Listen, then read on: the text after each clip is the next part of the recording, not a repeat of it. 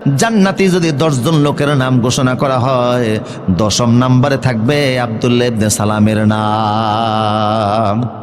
এত বড় জলিল কোন সাহাবী, অথচ ওনাকে ধমক দিয়ে আল্লাহ সূরা বাকারার 208 নম্বর আয়াত নাজিল করছেন। ওনাকে আল্লাহ ধমক দিছেন, এ আব্দুল্লাহ ইবনে সালাম, ইহুদি যারা ছিলা তোমরা ইসলামে প্রবেশ করো, ঈমান আনলে চলবে না, ইসলামে ঢোকা লাগবে। উনি কি অপরাধ করছে যে আল্লাহ ইসলামে ঢুকতে বলে? মূল আলোচনা আমার এখন আসছে, এতক্ষণ তো আপনাদের সামনে গুছাইলাম মাত্র। কথাকে বুঝতেছেন? আব্দুল্লাহ ইবনে সালাম 10 জন জান্নাতীর একজন।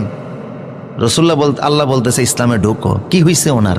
উনি তো ইহুদিদের নেতা ছিলেন, তো ইসলাম কবুল করার পরেও ওই মুসা নবীর শরীয়তের কিছু কিছু বিধান উনি পালন করতেন।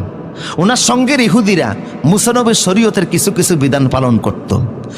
কেন শরীয়তে মুহাম্মাদি কবুল করার পরে, মুহাম্মদ সাল্লাল্লাহু আলাইহি ওয়াসাল্লামের শরীয়ত মানার পরে ইহুদি ধর্মের অনুসরণ কেন করা হবে, মুসা নবীর ধর্মের অনুসরণ কেন করা হবে? আল্লাহ ধমক দিলেন, খবরদার, ইসলাম আসার পরে অন্য কোনো ধর্ম মানা যাবে না।